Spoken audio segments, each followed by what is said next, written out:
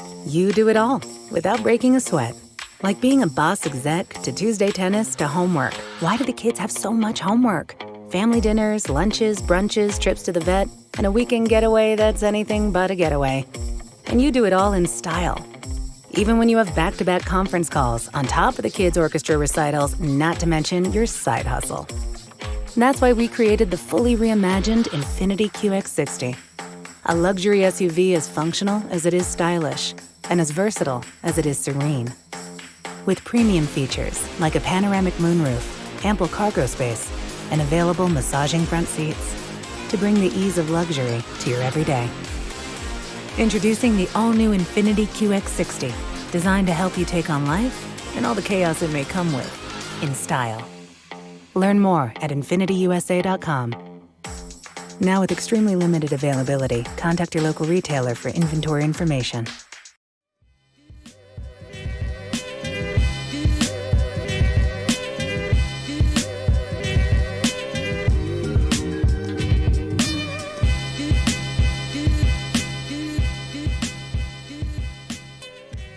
Hola. Welcome to episode 75 of Word to Your Mama. Word to Your Mama is a podcast about the life of a Latinx mama, that's me, and the lives of my amazing multicultural tribe, a celebration of shared experiences navigating this dynamic world. There will be special guests, mad laughs, and absolutely no BS. Nah, B is our motto. Segments by the Supernatural Bear, he's 9 going on 49. Go down right after the main section. But other than that, this podcast will be explicit. Please believe it. Today we have a random hero, Erik Huerta, Quasi-Undocumented, neighborhood Metiche. We get into the life cycles of activism, what quasi-undocumented means for him, this amazing term, and you find out what it is. Maybe some of you, especially if you're in the activism space currently, you know what this is. We all know them, but I didn't know this name, mac-tivist. We get into that.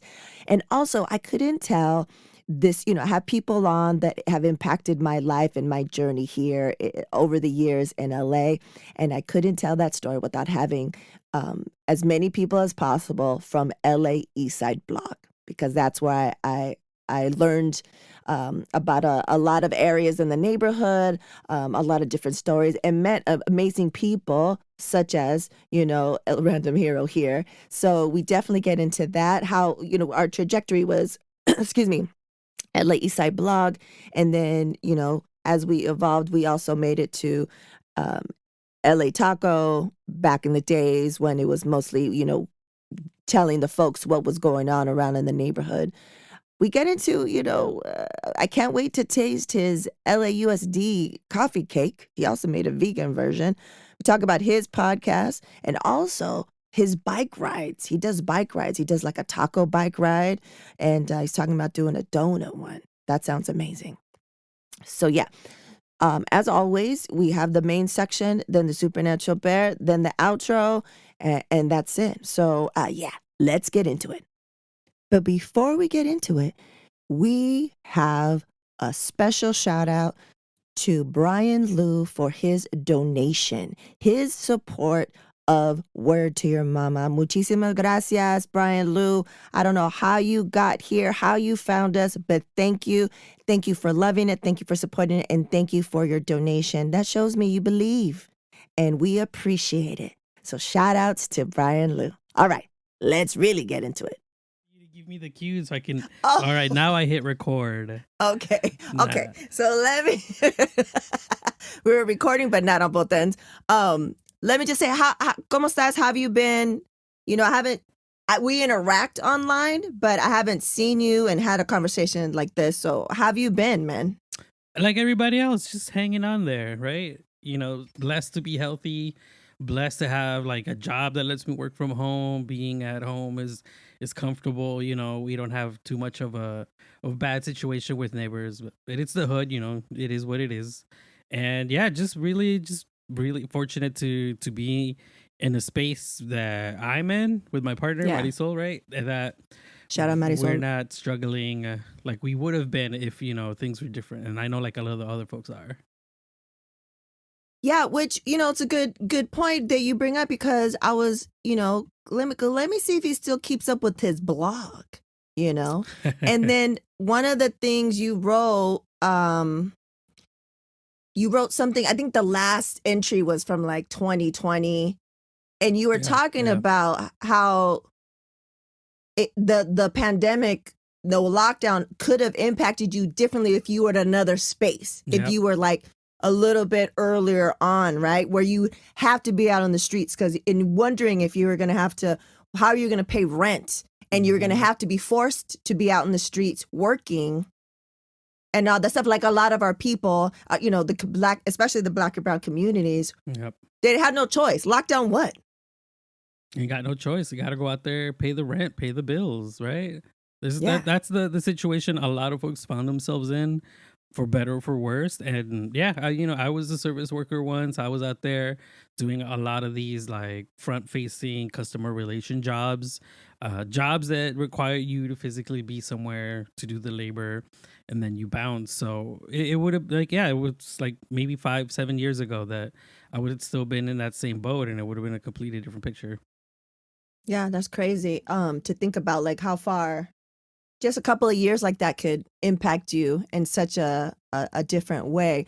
And so, if you do the research and you look up um, El Random Hero, you have it yourself listed as quasi-undocumented. Hmm. Say more. Say more.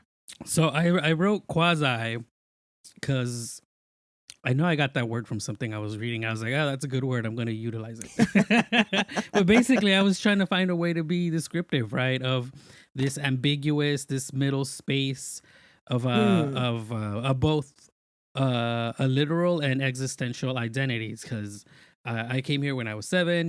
My family, we came over from Mexico. The first place we ever lived in the United States was Boyle Heights. And happy to say I'm still in the neighborhood. And nice. then yeah, I had a pretty universal experience of being, an undocumented immigrant from Mexico, in LA, right? Working, going to school, trying to figure all of that out. And now, come 2012, the president, after being President Obama, was pushed against the wall to do something on immigration. Because ever since he got elected, they were always saying, yeah, like, me, I got you. We're going to pass immigration reform. That's why I asked you to vote for me. We're going to get it done. And it never got done. And he was already on his way out the door. So folks pushed him against the wall and be like, look, man, you promised this and you got to come through for the community.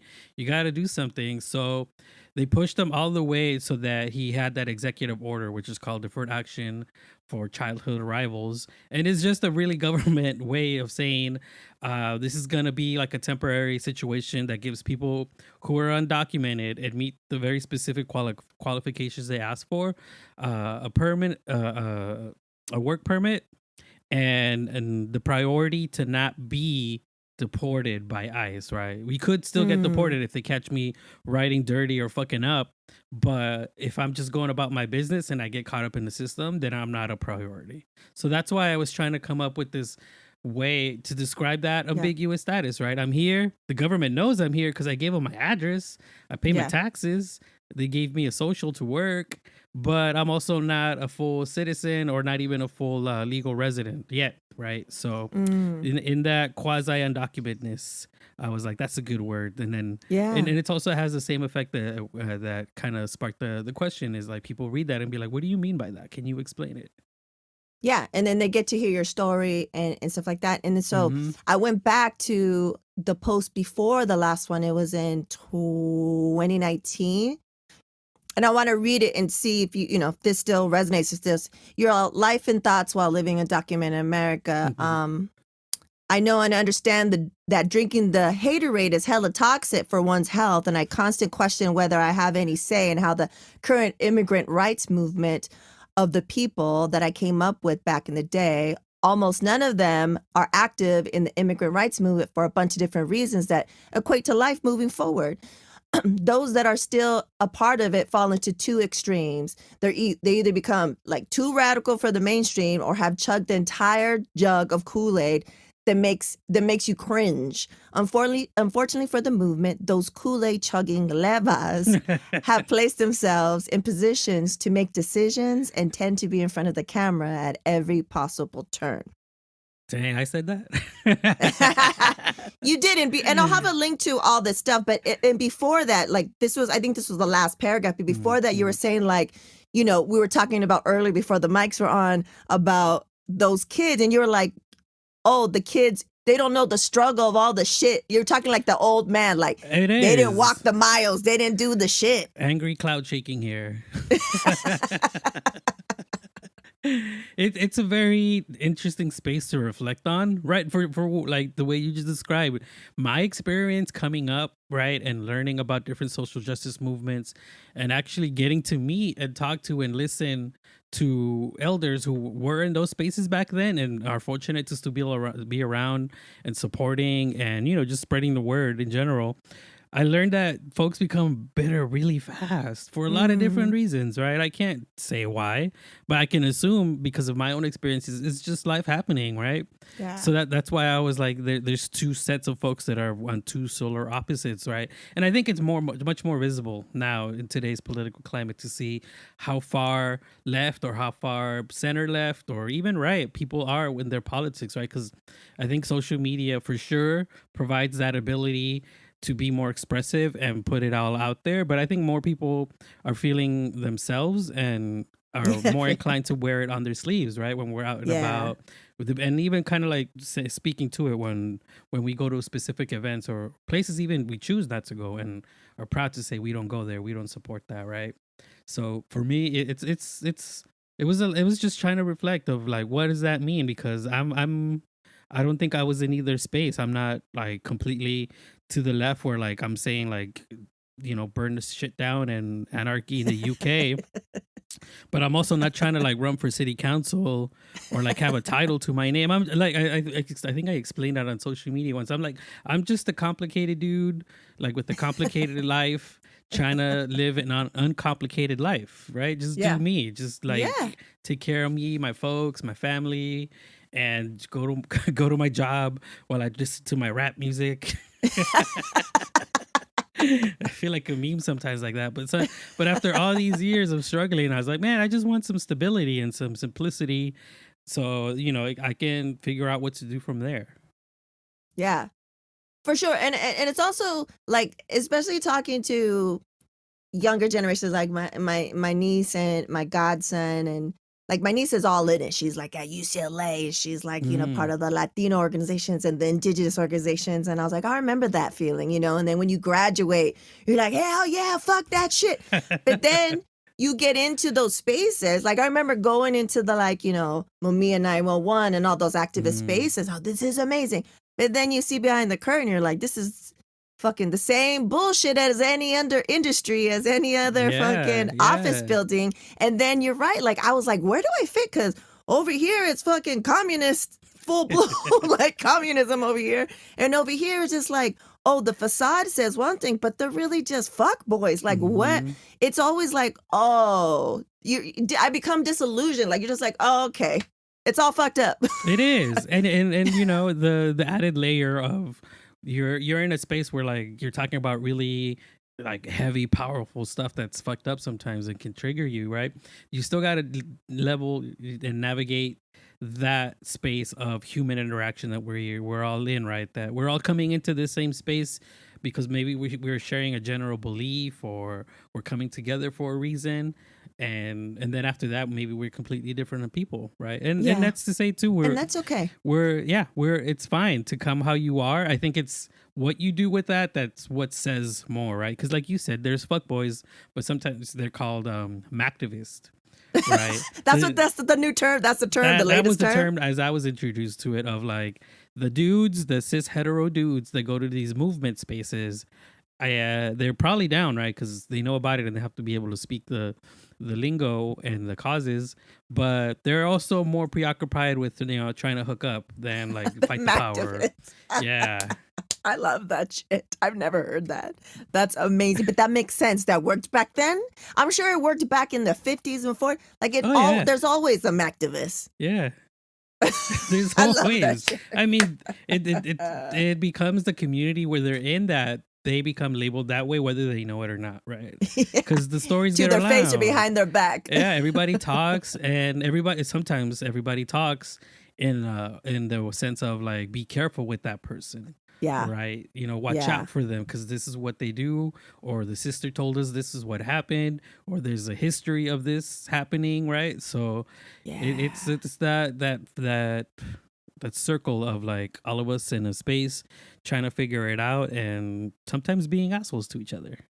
Yeah, for sure. And it's also like looking back at those times, and you looking back at those times when you were young and you were for you. I think it was also probably another level of being different because you were an activist for something that directly benefited impacted your life, right? Yeah. But it's also, as time goes on, everyone in the movement grows and evolves, right? Yep. So you're like the gung hos and then you learn, or you're like, fuck this, I can't do it. Like it's not made for everybody. Like you're like in it for a second or however long, however life takes you. And I think it's super interesting to think like, well, everyone's in their own little map, the road map of like, gung ho, disillusion, fuck this, whatever. Yeah. It's interesting. It's a weird transition, and it's these last couple of years has been weird to see it like in a front row kind of way. So right, so for me, with my group of friends in my age group and in my communities, it started as soon as I turned 30. Like 30 was like the countdown that started. For some reason, that all of my friends started like getting married. They started like putting down payments on houses. They started having kids, sometimes all three. Right? I was like, damn, y'all are like out here investing. Adulting.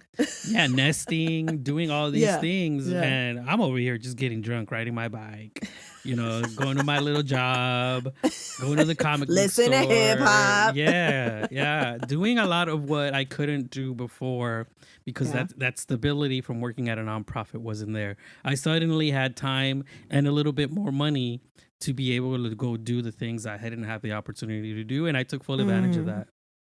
Yeah, as you should. Fuck it, you deserve it. Yeah. So let's talk about how we met each other, like how we know each other. And when I started, when this is supposed to be a blog, and then it turned into this, right, during the pandemic. And then when I started and I was doing the list, I was like, who and what things really impacted my journey in LA? And God give it up for LA Eastside. Yep.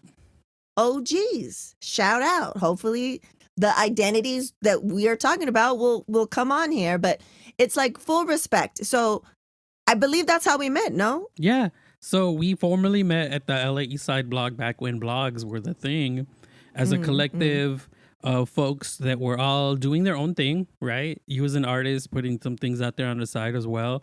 Myself at the time starting to get more involved in being the neighborhood Metiche for Boyle Heights, and putting just what I saw was happening out in the social media world and on blogs.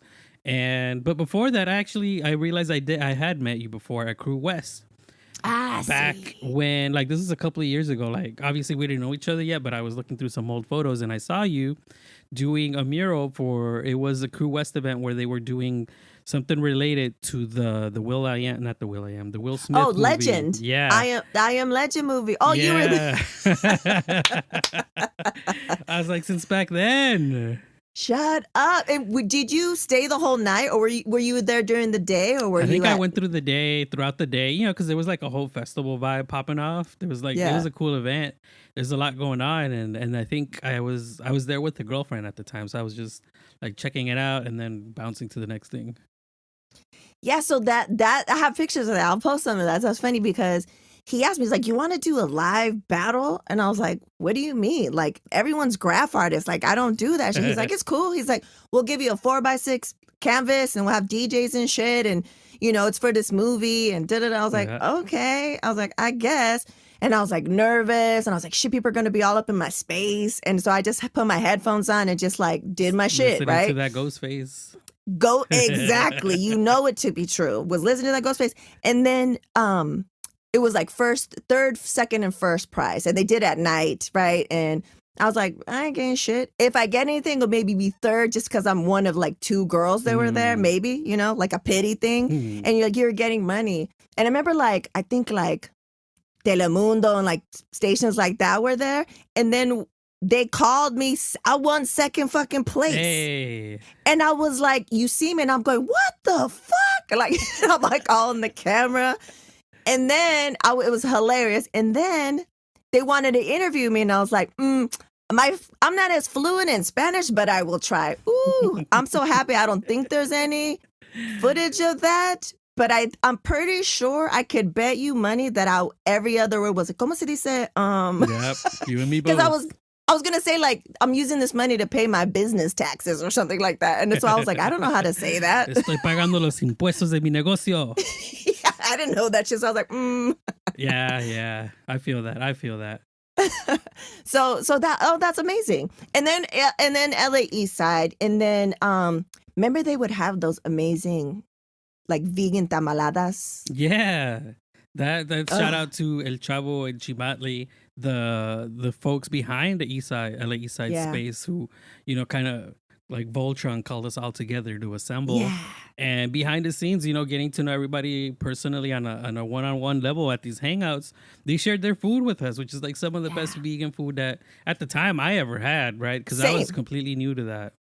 Yeah. The tamales were amazing. Yeah, it was super good. Shout out to them for bringing a lot of us together. Like I still, you know, you and I still, you know, maintain contact on the socials. Yeah. And Jeanette, I'm still with her, you know, still in contact with her. Cindy, you know what I'm saying? Like it's a good network of quality people. So yeah, good shit, man. I really look back on that kind of what we were doing back then.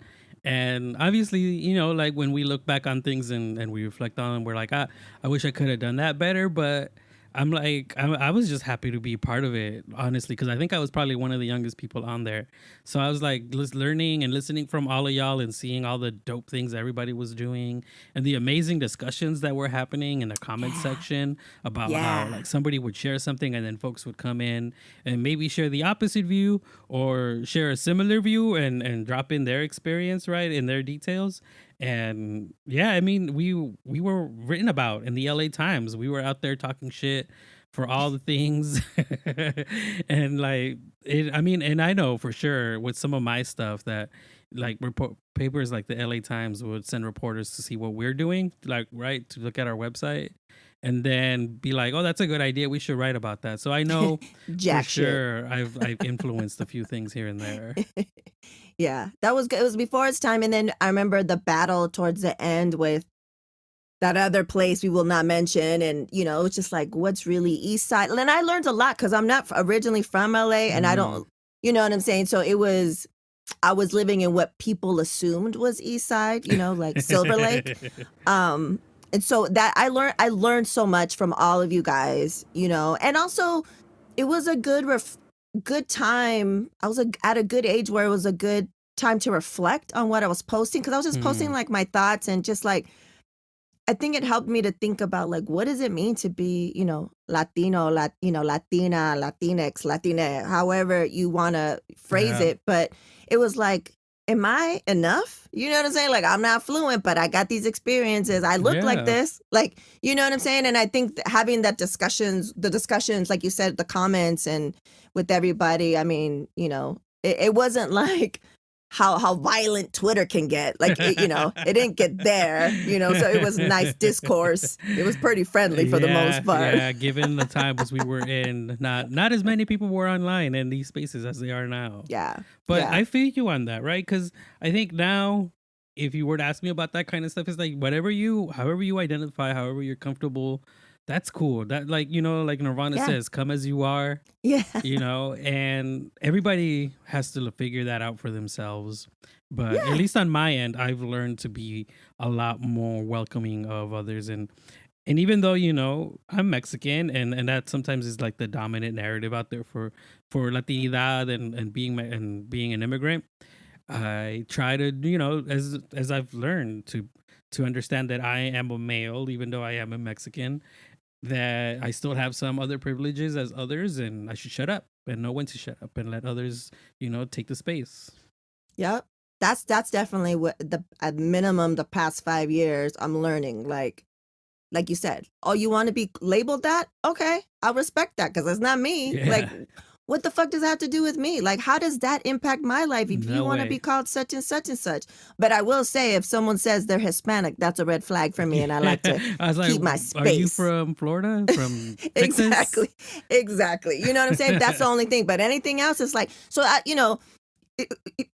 I just got asked this recently for something that it's going to come out next month, I think, and it's just like, how do you identify? What's your culture? How do you identify culturally and ethnically and stuff? And I was just like, well, when I put what I do, I try to put, Latinx, Latinx to be inclusive so that you could, that you're welcome in the space.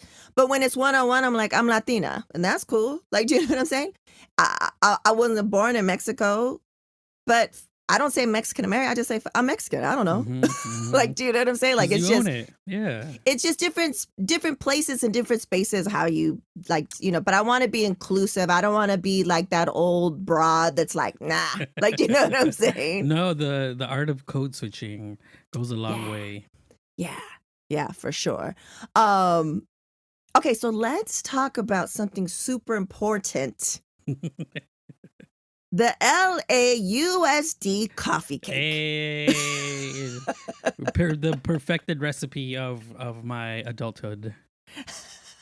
That's why I started doing it. Tell the people actually. what is it? So I started doing this LAUSD coffee cake because before the pandemic hit, I found the recipe online. Somebody shared it.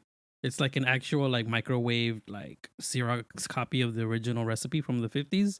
And I was like, cool, I'm gonna keep this in my pocket. When I get some downtime, I'll make it. Right. And then we got all the downtime we could ever ask for with the pandemic. So I was like, that's that same week that the whole city, pretty much the whole country went into lockdown. I was like, cool, let me bust out that recipe and make some coffee cake. and then when after that first time I made it, I was like, oh man, this is good. Like from now on, whenever I'm invited to a party, to potluck, a housewarming, lo que sea, I'm gonna be that dude that comes through with the LAUSD coffee cake. Your signature dish. Yeah, that's my signature dish. Right. And that's actually what's happened, now 2 years later, and things are a little bit better. It's the calm before the storm, because apparently at the moment we're recording this, another surge is coming from Europe. That's the word on the street. Yep. But yeah, there's been a few gatherings already. I've brought it over, and it's a really addicted feeling to see people eat it, and then they light up their eyes and they do those expressions with their faces of like, this is so good. It tastes just like the way I used to have it when I was school. And yeah, that's pretty much it. The recipe for coffee cake the LAUSD used to give us back in, I don't know how long ago, but as far back as the 50s, for breakfast and for lunch and for later on what was called nutrition. And yeah, it's just a memory seared into the back of our brains. It lives rent free, right? That memory of this coffee cake. And honestly, the first time I made it and I was going through the ingredients to make sure I had everything, I realized, okay, now I know why my brain has this thing living rent free there, because it's at least 3 cups of sugar, brown sugar and granulated white sugar. So I was like, wait, wasn't I watching some Discovery Channel thing that says that cocaine and sugar activate the same neurons in our brain, so that's why we become addicted to it? I was like, all right, I guess that's why it left such an impression.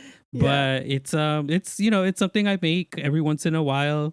Folks have asked me like you should start slanging coffee cakes. I was like like that's a lot. That's a commitment. Like I just tried making 2 batches the other day, one regular and one vegan, and even I saw that. that was more than enough for me to handle. 2 is the most. Don't ask for more. Yeah, well, I don't have enough next pants time, for that.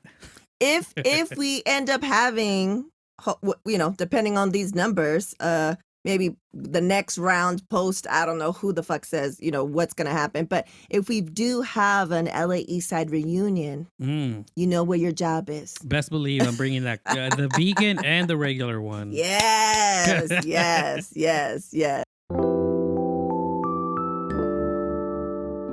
¿Alguna vez has estado listo para sentarte y disfrutar de la televisión y luego te das cuenta que no sabes lo que quieres ver o incluso dónde empezar a buscar opciones? Cox Contour TV te facilita esa decisión con el entretenimiento que amas, todo en el mismo lugar. Mira televisión en vivo, programas en demanda, grabaciones de DVR y música. Todo con el sonido de tu voz con el control remoto de Voz Contour. No solo encuentra los programas que estás buscando, sino que también brinda recomendaciones de romance, aventura o simplemente películas y disfruta. Si eres fanático de los deportes, captura la acción de golf y baloncesto que has estado esperando y obtendrás los puntajes, estadísticas y resúmenes en tiempo real en la aplicación Contour Sports. Y si te gusta la transmisión, solo dilo para que lo veas en tus aplicaciones de suscripción favoritas como Hulu, Paramount Plus, Disney Plus y más con Contour Stream Player. Obtén más información en cox.com/contour.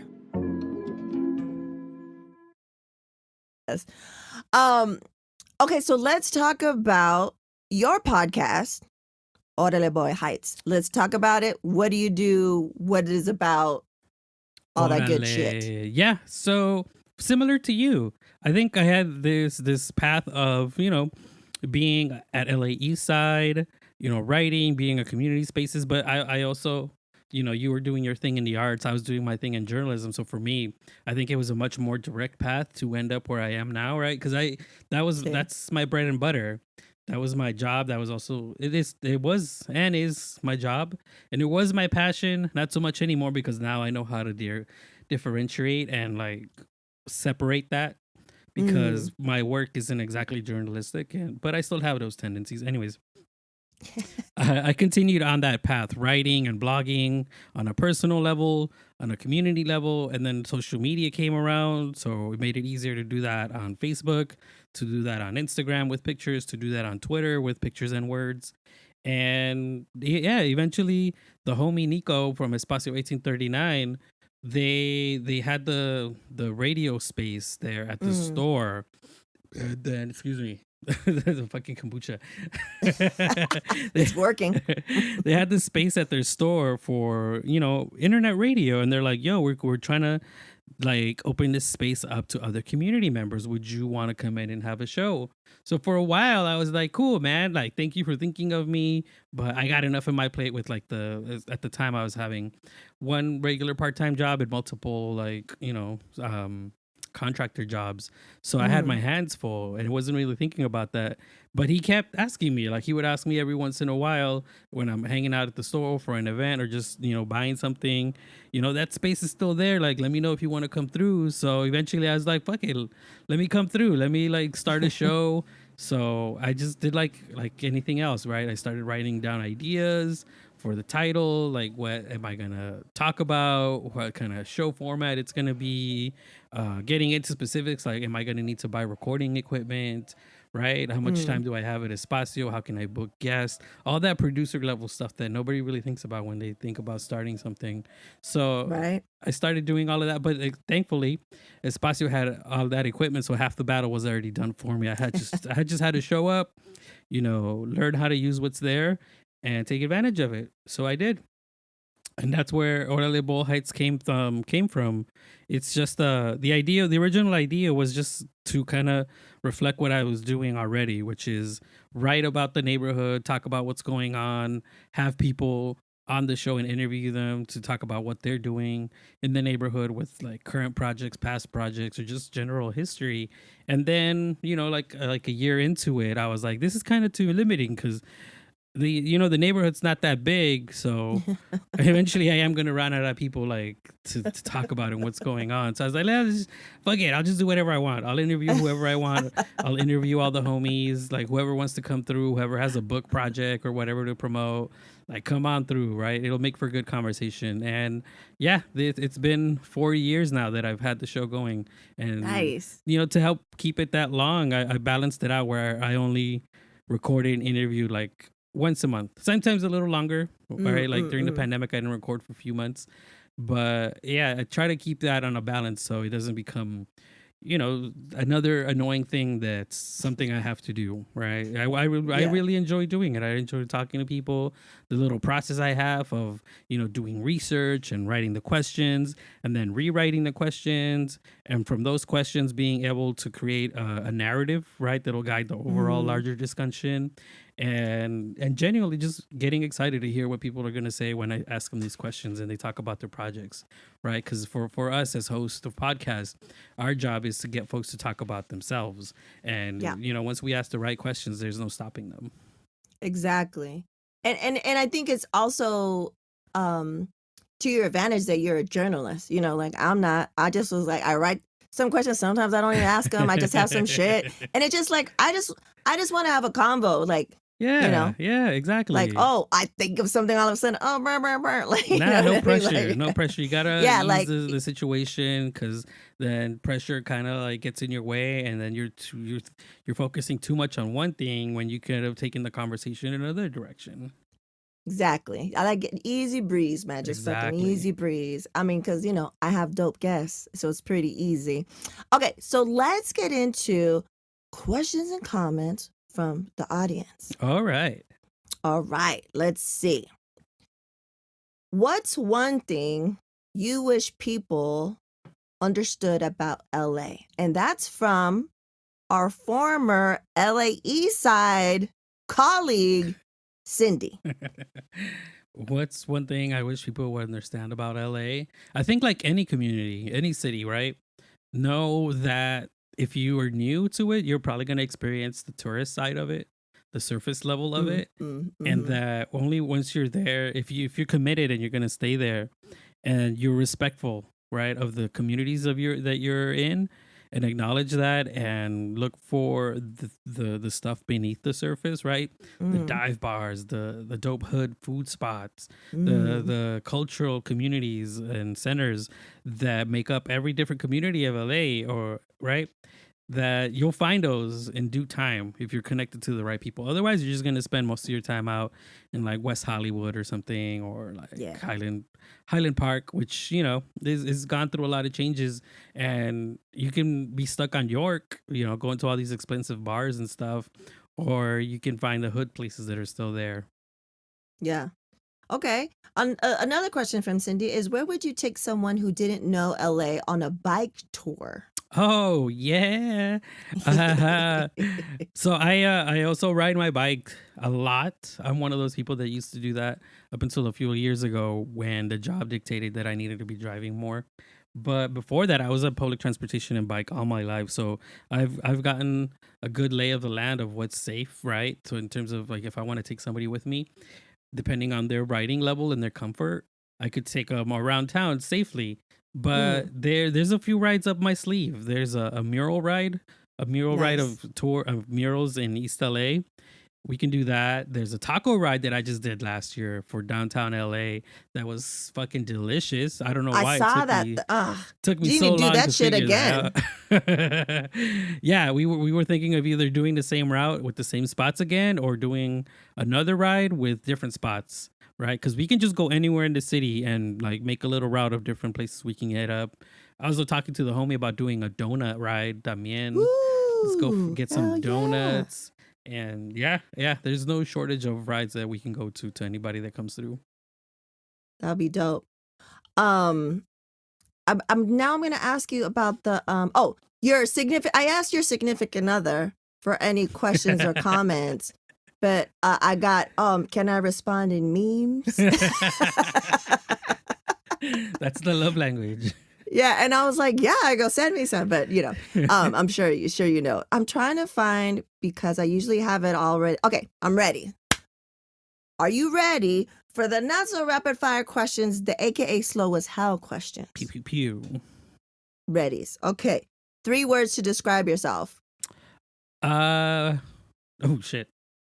Bailo tango, masco chicle, tururu.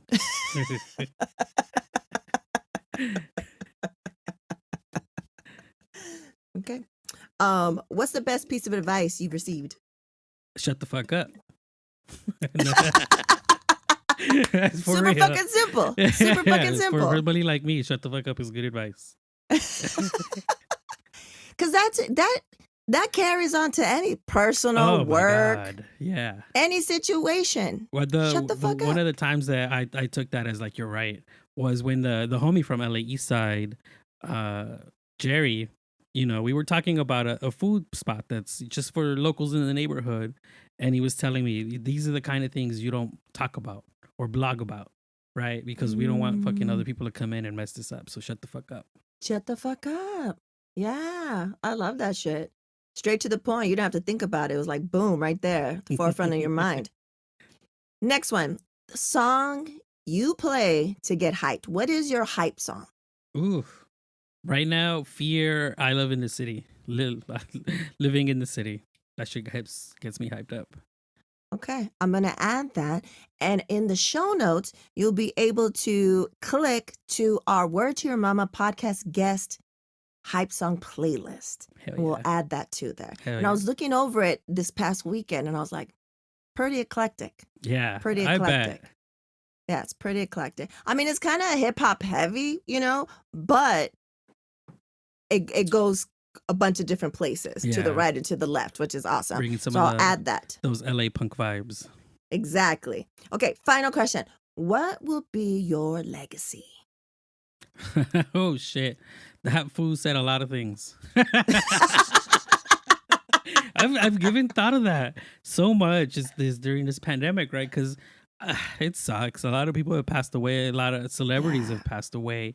Yeah. And then people start having these conversations about who they were as a person and who they were as an artist. Right. And most of the time it doesn't add up because we first got introduced to them as the artists. And then we learned how much of a shitbag they are of a person. And I was like, man, that's a conversation to have, like something to reflect on. So I started thinking about that, like what legacy is, right? Like I'm not having kids. I'm good with that. All the stuff I've done in the internet will probably only last a couple of years. And I've been interviewed for research, like in academia. I've been in a documentary, Dope. but it's only if you're looking in those specific spaces, right, that you'll find like this fool Erik Huerta once said this. Other than that, just another blip in time. Crazy. Well, muchísimas gracias. Thank you so much for taking the time to come and have this convo with me. Hell yeah. It's great seeing you and seeing you out in them streets. Trying. With the taco on your shirt. Oh, and then also after LA Eastside, both of us went over to LA Taco at the time when it wasn't like deep journalistic stuff that they were doing. It was just like, what's happening in the neighborhood? Graph stuff, like art galleries, tacos, Yeah. right? Like Yeah. putting out the vibes out there of like, this is LA, like from the perspective of folks that are out there, right? Yeah. So, that's a trip. I first started contributing to LA Taco in 2007. Yeah, that's crazy. And I was looking recently, like, does it still up there? And I saw some posts from like 2011, but I was like, it was earlier than that because it was around the same time, right? It coincided or was right after LA Eastside. And I was like, oh man, that was a good time. Because I think that thing, someone else posted about that event that we met each other or we were at the Crew West, that thing. Right. Yeah, The they promo posted post that. of like, hey, this is happening on Saturday, Friday, whatever. That's how you knew the what was going details. down. And I miss those times because it was. I talked to the homie Orwin. Shout out to them who they were in that space at the same time, they're a photographer, right? So we talk about like the old days of when like the art walk was just barely getting started. Crew West was still on Winston. Like all this stuff was happening at the same time. And I'm just like, man, that was another time where I was like, man, I'm glad I was there to at least be a part of it.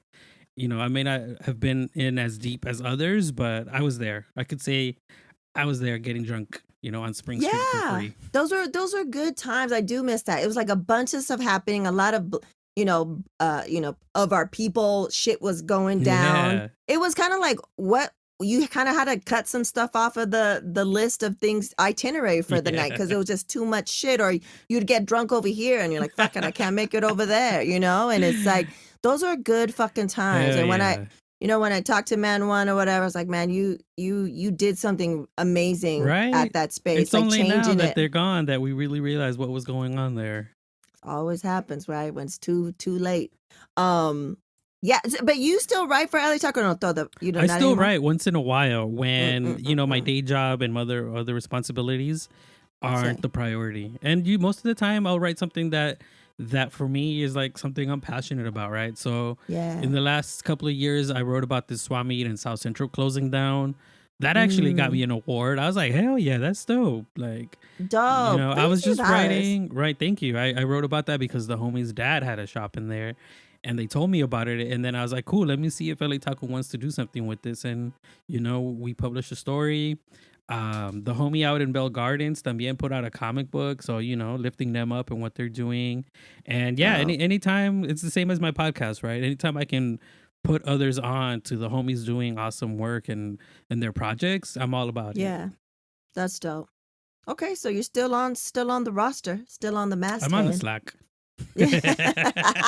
I'm like, hey, did y'all see this? You should write about that. Amazing.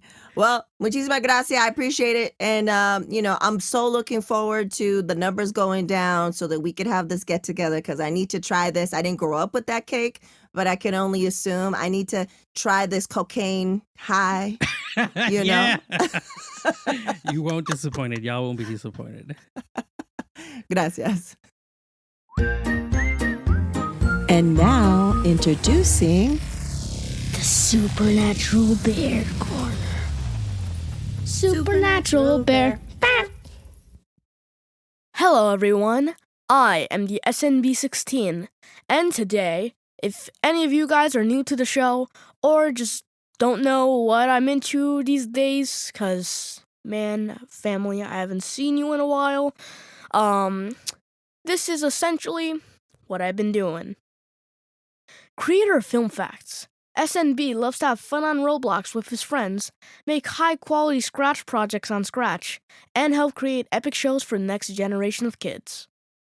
He loves Transformers, Scratch, Marvel, Star Wars, and customization. These are some of the current shows that he is working on. Adventures in Rome, a story about 5 unlikely kids created by a god-tier being who must fight the forces of evil and protect a future Rome. LTS Gaming, 3 epic gamers having fun playing games, doing challenges, 1v1s, PvPs, and so much more. The Weekly Film Fact. Posted every week, the Weekly Film Fact is a fact about a film. Every week. Transformers Battle Planet. The war has weighed heavily on the Autobots and Decepticons, as it explores all that is more than meets the eye. And finally, Transformers Origins. It explores the origins and backstories of all our favorite robots in the skies, till all are one. Shooby-doos. Yeah. There you have it, folks. Episode 75 of Word to Your Mama. In the can, in the box. It's a wrap? I don't know. But how great is El Random Hero, the Quasi-Undocumented?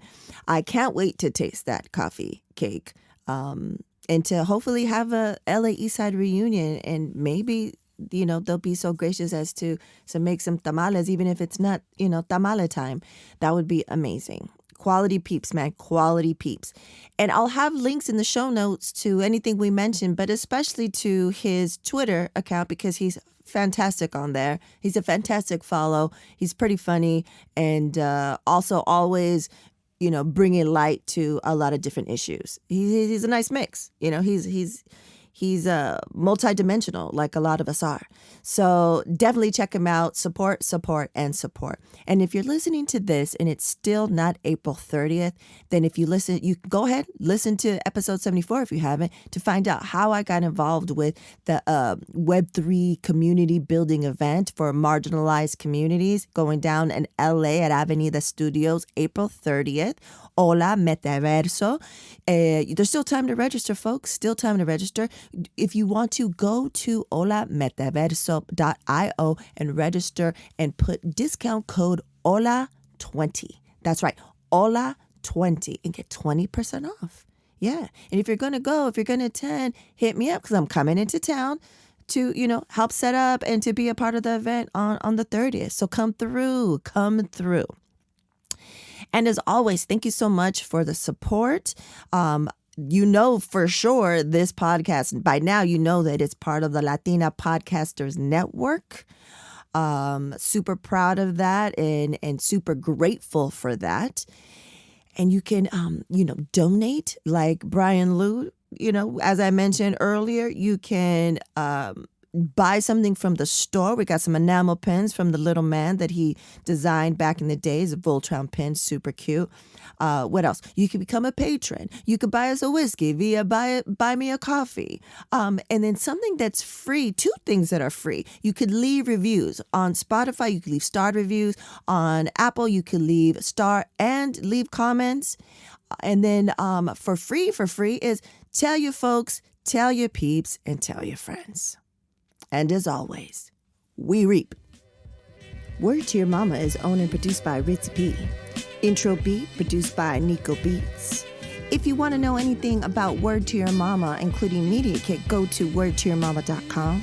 And as always, Word to Your Mama is brought to you by ritzyperiwinkle.com.